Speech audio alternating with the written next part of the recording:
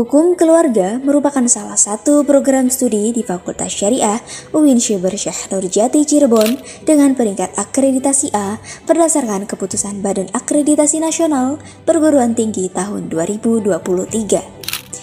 Sejarah berdirinya program studi hukum keluarga merupakan pengembangan dari jurusan syariah program studi Ahwal Syahsiah di UIN Syekh Nurjati Cirebon yang saat itu masih berstatus sekolah tinggi agama Islam negeri yang didirikan pada tahun 1997-1998. Assalamualaikum warahmatullahi wabarakatuh. Jurusan Hukum Keluarga merupakan jurusan tertua yang ada di Fakultas Syariah Yayasan Nurjati Cirebon. Dan jurusan ini telah banyak menghasilkan alumni-alumni yang saat ini mereka sudah berada dalam profesi yang berbeda-beda. Ada yang sekarang jadi ketua pengadilan agama di Lampung, ada juga yang jadi hakim, ya. Ada juga yang jadi pengacara, kemudian juga ada juga yang di kantor urusan agama dan para praktisi hukum lainnya, ya. Di samping tentu saja pengabdian mereka di segala bidangnya. Dan alhamdulillah status akreditasi jurusan hukum keluarga ini baru saja memperoleh perpanjangan akreditasi dan mendapatkan nilai A, ya. Dan kemudian segera sedang kami persiapan untuk mengkonversinya menjadi unggul. Mudah-mudahan dalam waktu beberapa bulan ke depan status konversi unggulnya sudah akan keluar. Dan di jurusan hukum keluarga ini kurikulumnya adalah kurikulum berbasis kurikulum Merdeka Belajar, di mana para mahasiswa dibebankan kepada mereka untuk beban di jurusan hukum keluarga ini sebanyak 146 SKS, gitu ya. Dan 146 SKS adalah masa penyelesaian studi. Dan alhamdulillah perkembangannya 146 SKS itu dapat ditempuh pada 4 tahun atau 8 semester, ya.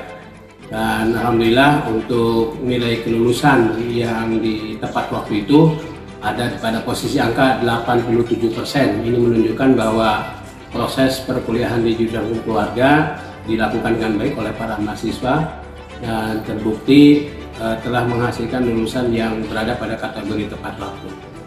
Dan silahkan bagi rekan mahasiswa yang akan bergabung dengan hukum keluarga, mari bergabung bersama hukum keluarga untuk meraih cita-cita yang lebih baik bersama hukum keluarga dan bersama seluruh stakeholder yang mendukung hukum keluarga ini, di antaranya kegiatan mahasiswa melalui HMJ, hukum keluarga, dan lain sebagainya.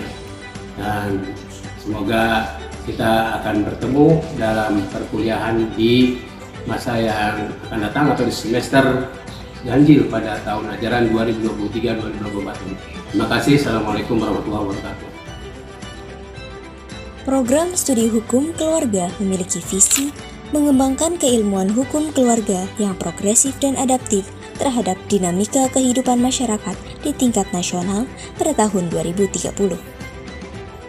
Untuk merealisasikan visi tersebut, program studi hukum keluarga memiliki misi: pertama, menyelenggarakan pendidikan hukum keluarga yang berkualitas dengan mengintegrasikan ilmu hukum keluarga berdasarkan nilai-nilai keislaman, kemanusiaan, dan keindonesiaan.